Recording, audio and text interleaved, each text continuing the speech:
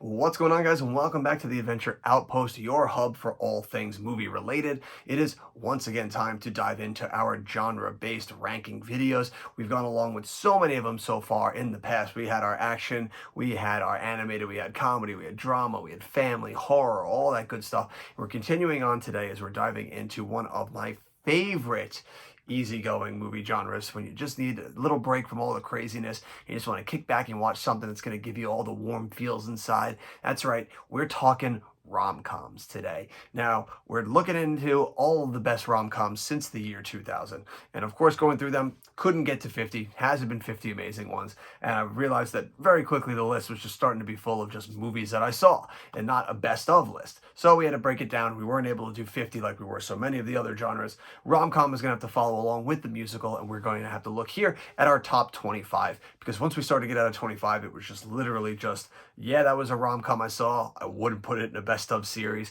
And this is where we're trying to look at and see what were the best movies that have still come out since the year 2000 in these genres, to show that good movies are still coming out today, that we're still getting some cream de la creme here. So for that to be considered, we had to really just knock off some of that excess stuff. So we're going to be looking strictly at 25 movies since the year 2000 in the rom-com genre that I consider to be world-class entertainment right here. Now, quickly before we dive in, as always, hit that subscribe button, hit that like button, drop a comment down below. I want to know what your favorite rom-coms since the year 2000 have been. This is how we help the channel grow. And without further ado, let us dive into the juicy goodness of the top 25 romantic comedy films of the 21st century. We kick it off with a new one here. This is one of the later ones to have come out, and Ticket to Paradise. A lovely, fun little rom-com with George Clooney and Julia Roberts about a divorced couple that decide that they're going to try and break up their young daughter's upcoming nuptials to a young man that she just met on summer vacation. It's very silly. It's so formulaic, but that doesn't stop it from being entertaining. And you can be formulaic, you can be cliched. If you know how to make them work, it will make a good movie. And this was a movie that was a lot of fun in the theaters. It was just great entertainment to get for a night out, going out with my fiance, being in a crowded theater of people enjoying this movie and just laughing it up. This was solid entertainment. We've got The Broken Hearts Gallery. This is a movie that not many people know about. This was actually the first movie me and my fiance saw back in theaters after the pandemic, the first movie post-pandemic that we were able to be back in theaters for. We had the entire theater to ourselves. Nobody showed up to this movie. Even I think if it was a movie most people knew about, people were still not showing up in the theaters yet. So we got to see a nice private showing of this movie, The Broken Hearts Gallery, and it ended up being a lot of fun. It was a fun new age take on the romantic comedy. Dacre Montgomery was very fantastic in it. I forget what the girl in it was from. She's not the girl from Never Have I Ever, but she was in something that I can't think of at the moment. But they were both really fantastic in it. This was a really fun movie about two people meeting in New York City, and it's just a very classic rom-com right here. We've got Coyote Ugly, just an absolute classic right here. So much, just such nice young talent in there that you had in there. You have Piper Perabo joining this crazy burlesque bar joint here going on, and she's just. It's a fun movie. She's pursuing her dream of doing something bigger and has to take this job, and it ends up becoming such a good, fun coming of age story as she meets a guy and goes on and learns to live the big dreams and come out of her shell, all by being and working in this bar called Coyote Ugly. It's absurd, it's silly, but it is a hell of a good time. One of my fiance's favorite movies. She will hate to see it so far down in this list, but it's what it is for me. Sweet Home Alabama, a Reese Witherspoon classic right here, about a young woman who must go down to her old style backwoods husband she married in high school and get that good old divorce so that she could marry her new beau in the big city, Patrick Dempsey. It's another just absolutely silly vehicle, but it is just a lot of fun, very funny, some great performances. We've got 500 Days of Summer, a just fun, wildly unique and offbeat type of romantic comedy with Joseph Gordon-Levitt and Zooey Deschanel as this couple who has this 500 days of a relationship and all the ups and downs that it goes through as this kid is searching for the woman of his dreams. It's so quirky. It's a lot of fun. It's very different than you normally would get with rom-coms, while also still adhering to the great formulas and cliches that you would see in it. This movie is a lot of fun and a different take on what you would normally expect out of a rom-com. We've got Trainwreck, a wildly hilarious rom-com here from Judd Apatow and Amy Schumer, about a girl who does not believe in monogamy, that of course ends up falling for a guy that she's writing an article for, and you get your hilarious rom-com ensues from that as the two of them get closer together and find out, can they truly coexist together and find that love that they so desperately need. It's silly, it's ridiculous, but it has a lot of really funny moments in it. Bill Hader is an absolute gem. That man is amazing in everything that he's in. You get a young Allison Brie showing up in a supporting role in this. This is a very fun movie. It's a lot of fun, a lot of like really good comedy in it, and just really solid romantic comedy. After that is a movie that I actually don't own in my collection, and that is the movie Long Shot with Charlize Theron and Seth Rogen. I believe Charlize Theron works with the president. She's not the vice president, but she works with the president. She does something very high up in the government. And Seth Rogen, I believe, is just some schlub that ends up like, I don't know if he has an article. It's something I remember not a lot about, as you can see, but it has stayed with me because I always remember when I saw it, I was like, that movie was hilarious. I loved it. They had such good chemistry between each other. It was very fun and silly. You don't normally get to see Charlize Theron do such fun, wild, quirky roles like that, and she was really great in it. The two of them had wickedly good chemistry. It was a very fun movie. It was very silly. It was very stupid. I mean, most romantic comedies are pretty stupid, but it has to have that bit of just schlockiness to it to really get you to sit there and just smile from ear to ear while you're watching it, and that movie had that in spades. Another movie that has stupid schlockiness down to a T, we got Along Came Polly. This is just an absolutely absurd comedy, romantic comedy, about Ben Stiller who gets left from his wife, and he ends up like just being an absolutely just stupid fool as he's trying to figure out what to do with his life, and he ends up meeting this free spirit in Jennifer Aniston. He's this dude who's just plays it safe his entire life, and that's why he lost his wife, and now he meets this woman who's this kindred free spirit, and it just opens up all these doors to him. Philip Seymour Hoffman is so goddamn hilarious in this movie. He's so fucking funny. My friends and me, we continue to quote all of his stupid lines in this movie to this day. And of course, Hank Azaria with some really just silly lines in this as well. Like, hola, Ruben, you off a scuba? Just so much stupid silliness in this movie, and it absolutely kills me every time. I fucking love it. We've got What Women Want, and absolutely just silly. We talk about you need silliness for a good romantic comedy, and this movie is silly about a dude who just gets the cognitive ability to understand and hear what women are thinking in their heads at all times, and it helps lead him to be a better man. It's so absurdly silly. It's just one of those like amazing mid-2000s premises that is just so absurd, but like they were just so good at making it work and pulling the most out of its premise. This movie is just a lot of fun. It's just hilariously stupid, and I love it so much. Up next is another movie that I don't own. I keep trying to find it.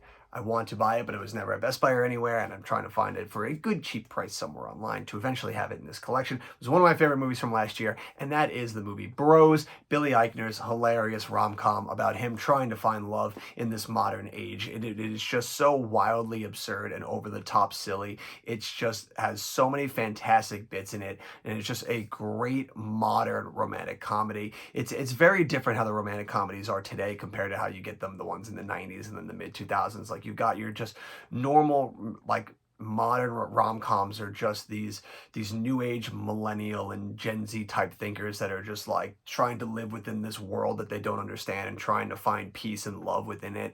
And then you get your like mid 2000s ones like What Women Want, where it's just like, oh hey, here's a douchebag dude, but then he gets the ability to understand what people think, and it makes him a better man, and he finds the love of his life, and they live happily ever after. So it's just like it's so funny, like the spectrum of romantic comediness and what you get within it these days. And Bros is just one of those ones that just does the modern rom-com just so phenomenally well. And it was just such a pleasant surprise last year, and it was just wildly hilarious. And it's a shame that it didn't do as well as it should have done. We've got He's Just Not That Into You, is another one of my fiance's favorites, somewhere here in the middle of the pack of the top 25, so I hope that's a good enough spot for you. This is a fun, wildly big ensemble story, all about just like sex and love and all that stuff in between. It's wildly entertaining, it's effortlessly enjoyable, it's a lot of fun, there's so many great stars in this, and this is just an absolutely fun, enjoyable experience. We've got The Wedding Planner. We talk about just like really silly plot lines when you get to rom-coms. The mid-2000s just chock full of them. You got a woman who is a wedding planner. She's about to pull off the wedding of the century, the biggest wedding of her career, and then she ends up meeting a guy, and the two of them get into it, and they kiss, and they have such a good electrically charged moment, and then it turns out that he's the groom in the biggest wedding of her career. Ah, da da da! I love just silly over the top premises like this. There's so much fun. It leads to so much just silly scenes and just so much like nonsense. Jennifer Lopez, Matthew McConaughey are absolutely fantastic in this. We'll see Matthew McConaughey again here later in this list, but this was just another absolute classic from the mid 2000s that just churned out just silly romantic comedy after silly romantic comedy. A rom-com that I fucking love. I don't know if you could really get away with it in this day and age, and that is Just Friends. Just an absolutely hilarious movie about Ryan Reynolds, who comes back to his childhood home, and he gets stuck in there. He wants nothing to be there, and he ends up coming across the girl that he had a crush with on high school, and when he was young and in high school, he was fat and out of shape and made fun of it. Nobody liked him, and now he's back, and he looks like Ryan Reynolds, so now he's trying to lay claim to what he couldn't do back in high school, and that is pick up the girl that he was in love with. There's so much to unpack in this movie that is just so wildly inappropriate, but that's what makes this movie so goddamn funny. Like it gives absolutely zero fucks about being politically correct. It gives zero fucks about being just any type of way with that's not like completely insensitive, but it works. Like the dark comedy in it just absolutely works. It's so over the top and ridiculous and hilarious. This movie is just so funny about this dude who's just trying to just like overcompensate way too much to try and reclaim what he couldn't when he was in high school. It's just absolutely balls to the wall. It's ridiculous, and is one like it's one of those underrated ones from his. It's not talked about enough in his career that absolutely should, because it is just one hilarious ride. One that I loved growing up, used to watch this a lot. It was very entertaining, and that's America's Sweethearts. You talk another one again, just mid 2000s absurd romantic comedies. You got a Hollywood it couple that are just a power couple on and off the screen, and then they have a very powerful breakup, and it's up to each other's agents and managers to try and maneuver it, and then through maneuvering it and trying to figure all this stuff out, the two of them end up growing close and get their happily ever after and all this other ridiculousness. It's so absurd. It's absurd, it's over the top, it's ridiculous, but it's just so great. I love romantic comedies that just have these like ridiculous ideas behind them, that they're movies that just would never take place in real life, that they're just perfect encapsulations of the fantasy of watching movies. Like, you go to watch movies to escape the real world, and rom-coms, especially in the 2000s, were just chock full of that like escapist fantasy that was just so much fun to watch. We got 50 First Dates, probably one of my favorite Adam Sandler, Drew Barrymore vehicles. This movie it's absolutely absurd. It's another one. We talked about that mid-2000s, just absurdity. The story of a man who falls for a girl that has this condition that makes her form new memories every day. She can't form new memories. She can only retain her old ones, starting from when she had this crash. So every day she has to be reminded of what happened, what she's gone through, all this stuff that's going through. And here is a man who comes along, falls in love with her, and he ends up trying to figure out to come up with a way to get her to remember these things and see these things every day. It's so over the top absurd. Sean Astin in this movie kills me every time as Doug, like her brother. He's so fucking stupid. He works so well. Every single line that he says in this movie is fucking hilarious, and I cry every time. He's just so funny, and this is the perfect amount of like stupid Adam Sandler, but still has that bit of sentimentality about it that gives you that warmness inside. It was before he got too ridiculous for his own good. This was just right in that sweet spot for him, where he could be that effortlessly like childlike stupidity, but also have that warm quality about him that didn't turn you off as some of the later movies of his would. Kicking off number 10 is the modern day fairy tale that is Penelope, the story of Christina Ricci, who has a pig nose that must learn all about love and breaking the important thing of the curse. She was cursed to have a pig nose. It's pretty much like a modern day retelling of just like any silly fairy tale that you saw from back in the day, but it's a lot of fun. It has a lot of heart. It's got a lot of really good cast of characters in there. James McAvoy, Christina Ricci, Catherine O'Hara's in it, Reese Witherspoon. It's just a really adorable movie about breaking this family curse that's left this girl with the nose of a pig. It's adorable. It's one of those movies that's just effortlessly adorable. Next is a movie that I don't think most people would put up here, but I ended up like being completely surprised by this movie. I hadn't seen it until last year. My fiance showed it. We were going through, or not last year, I'd say during the pandemic. You forget how quickly time has gone by since the pandemic. But we were doing during the pandemic where we would each show it each night. We each got to pick a movie. Like she'd watch one of my movies, I'd watch one of her movies. And so that's when I got to see this movie, and I didn't expect to really get anything out of it. And then it ended up wildly blowing my expectations of just being this really fun and ridiculously wild rom-com, and that is What's Your Number? It stars Chris Evans and Anna Faris as these two people who like are neighbors with each other, and Anna Faris is trying to find the love of her life because she's realizing after reading this article that she's past the amount of people I think that would get her to being married, and her number is too high, and she starts freaking out, and so she's on this quest to like get the best person in her life, and Chris Evans joins her for this task, and of course through the ridiculousness of this they end up growing close together and end up falling in love. It's ridiculous, it's silly, it's over the top, but it is still a hell of a lot of fun. It completely surprised me, and it was a lot of fun. Never did I think the director Edward Zwick of some of my favorite movies like Glory and The Last Samurai would ever make a fantastic rom-com, but here we are. We've got Love and Other Drugs, Jake Gyllenhaal and Anna Faris again. Put me to bed, baby, I'm dead. Anne Hathaway. That was the name of her, of just about these two people that have this no strings attached affair. I love the mid-2010s where they were just like, let's just keep making these friends with benefits types of movies. Like they made Friends with Benefits, they made No Strings Attached, we made Love and Other Drugs. This one is the best one of the bunch, of course, because Edward Zwick, fucking fantastic writer-director right there. And you got two heavyweight actors just absolutely pulling it. No disrespect to the ones in No Strings Attached and Friends with Benefits, but I mean, come on. Come on. They're better.